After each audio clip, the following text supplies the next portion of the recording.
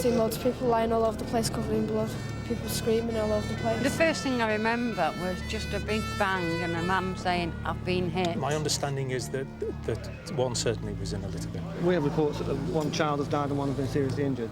If my son becomes a symbol for peace and gives everyone a new sense of hope after so much tragedy, then that will be Tim's unique achievement.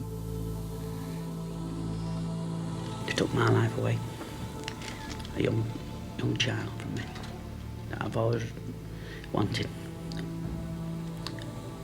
and had just for 3 years and 10 months. He's priceless, Shadi. He was a beautiful angel. We've got some extremely good news. We've now raised the money that we've been fighting very hard to raise over the past year to build in Warrington a peace centre. It'll be called the Tim Parry Johnathan Ball Young People's Centre, and that, frankly, will be a millennium project to be proud of.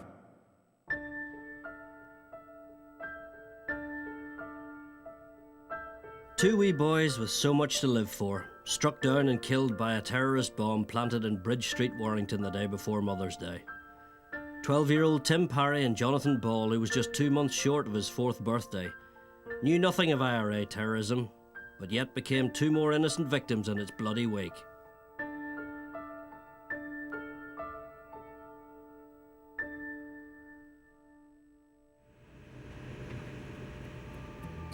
Hello, I'm Charlie Lawson, and this is the wonderful Lower Loch Earn in County Fermanagh. It's my home, where I was brought up as a young boy. This is the peaceful picture of Northern Ireland, and something I like to cherish. It's a bit different from those ugly images of bombs and bullets we hear and read so much about, isn't it? Now we're just coming around into Devonish Bay, and right in front of me you can see where I was. Well, I wasn't born there, but that's where I spent the formative years of my life. Derry Inch, it's just stunning. And this is, I was very lucky, you know. I mean, if children grew up in environments like this, and in the Northern Ireland that I know like this, it gives you a whole different perspective on life. It's not like growing up in the Falls or the Shankill. So I was a very lucky boy, really. But you know, even out here, we didn't escape the Troubles, as they call them. My father was on the fringes of unionist politics and a founder member of the Vanguard movement. I remember him well telling me and my sister that if things ever turned nasty, and I think you know what I mean by that, we were both to hide in the hot press. That's the airing cupboard to you. Anyway, enough of me for the moment, because all this is really about a fascinating project across the water in Warrington, the building of an international peace centre. It'll be the home to the Tim Parry Scholarship, a unique cultural exchange with a mission to help bring about a lasting peace. We are eager to learn more about the relations between our opposing cultures. We feel we are suitable applicants as we have both been touched by the tragic deaths of Tim Parry and Johnathan Ball. We are enthusiastic students who study public service and feel it would be a good insight into how the two forces work and our interrelations with the people of Ireland.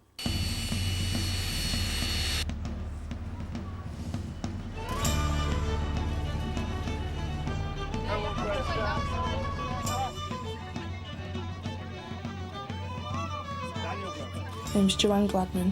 I'm aged 16 years old. I go to Sir Thomas Potter High School in Warrington, and in future life I want to be a solicitor. I've got a vision of lots of army troops walking around and everything's covered in police.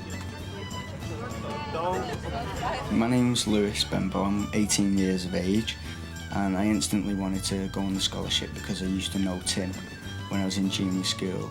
We enjoyed the same things, football, going out, playing golf, and just got on really well. When we get the Peace Centre open in Warrington, it'll be brilliant because more people come over and we'll help people understand more. My name's Stephen Keppel, 19 years old. I knew Tim as a good friend. I just don't know why he picked Warrington to, well, I mean, he knew it was Mother's Day and the weekend, and knew it was going to be busy, knew someone was going to get hurt, so why he did it, I don't know. My name's Daniel Howard. I'm 17. I go to Lim High School.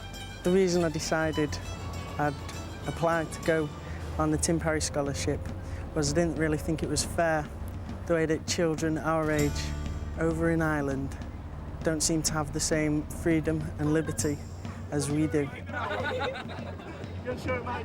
My name's Natalie Roston, I'm aged 17 years old. I chose to go on the Tim Parry scholarship because I mainly get all my views about the differences between our two communities from the media and friends and family, and I'd like to go over and meet people and be able to form my own views of what's going on. We tend to get the picture of violence and trouble. I'm pretty sure that there's more to Ireland than just that. My name's Stacey Daniels and I'm at Sir Thomas Butler High School. This past, say, 6 or 8 months have been studying the history of Ireland. A lot of it was to do with the Troubles.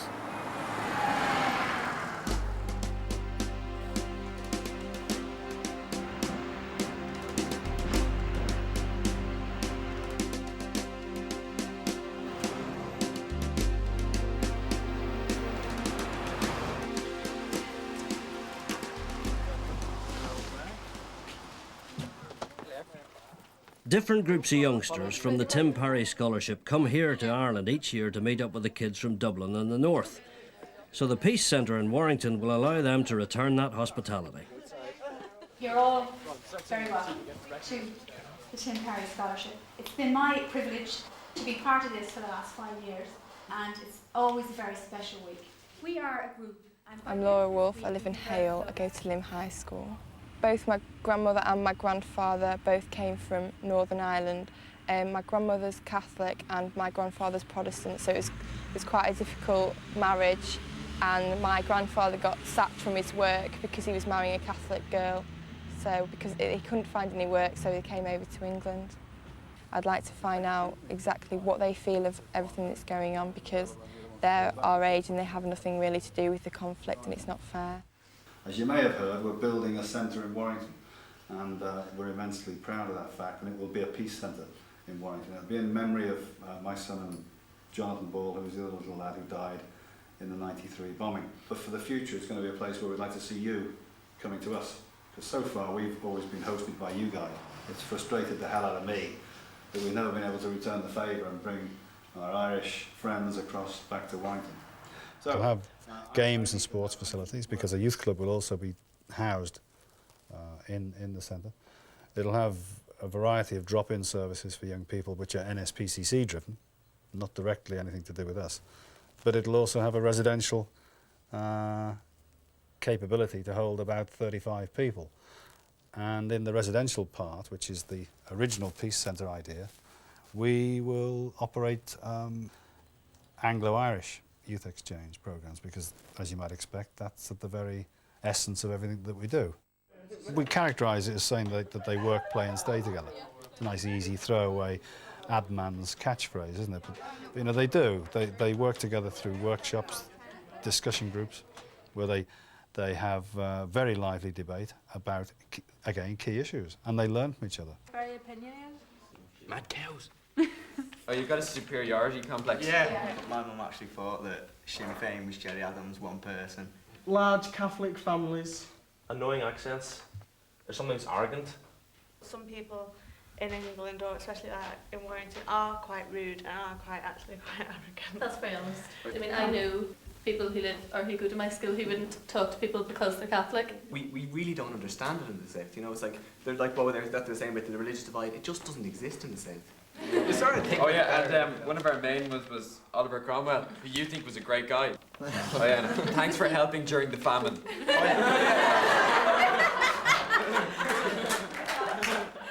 It's just a great idea, getting all these students together from both religions and talking about their problems.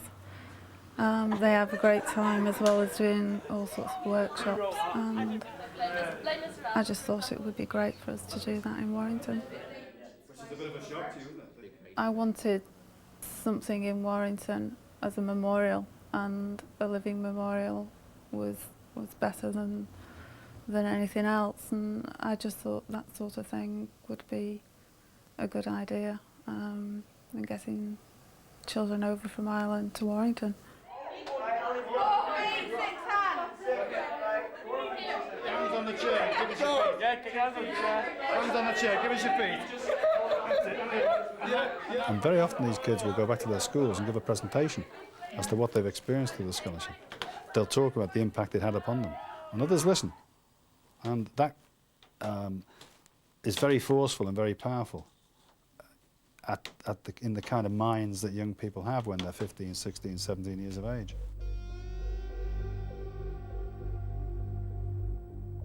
The British will never understand that defeat is a word we do not understand the meaning of. It is a word we have never recognized. And if Britain lets one man or woman die in those prisons, she may well fan the same spark that burns today and has burned ever since in this country. On one particular night in December in 1968, the police came down the street, and this is the end of a row of terraced houses, 2 up, 2 down. And the police would have come down there in some strength and went along the street here behind the wall and kicked in maybe 20 doors and just went in and just laid into anybody that was in the house. And it was at that point that people in the Bogside decided, that's it, we've had enough of it.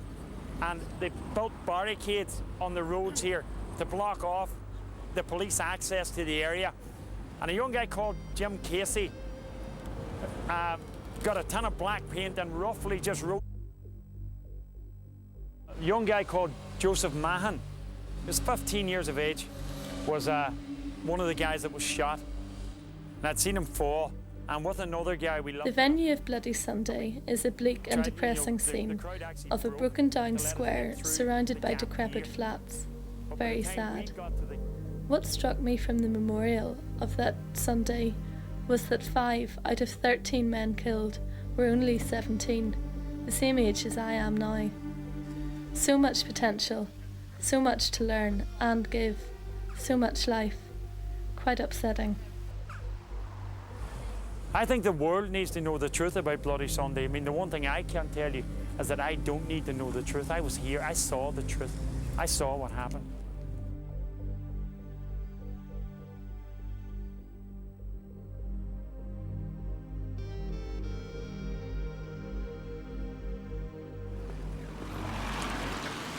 Yesterday, the Bogside of Londonderry.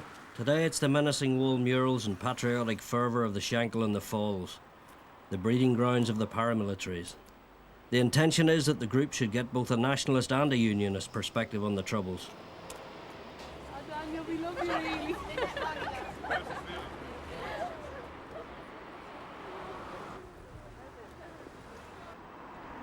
What I've seen on the murals, it's been very interesting. It's not particularly upsetting, but I don't like the way some of it's been put across to me. I don't feel entirely comfortable in this area. It's not an area I would usually be in.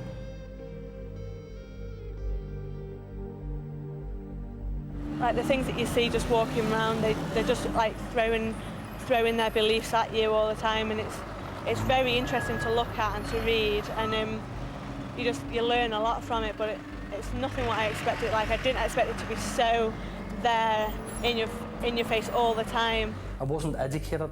I couldn't read and I couldn't write, but I just believed that it was right to be a Protestant and to hate Catholics. For me personally, when I was 9 years of age, I was what was called the British Army's mascot. I've got memories of when I was 5, 6 years of age, that on occasions you maybe had 100 young people in the one house during the times of the riots where you were herded in.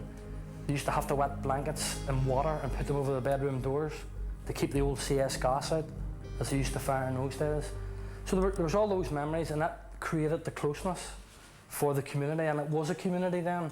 Sense that I don't think anybody should die over a citizenship. Alex Calderwood served 13 years in the maze for murder. Now he says he's found God and likes to promote the cause of peace through his cross-community work. And this is the peace line which divides the communities. Here everyone's expected to leave their own personal message.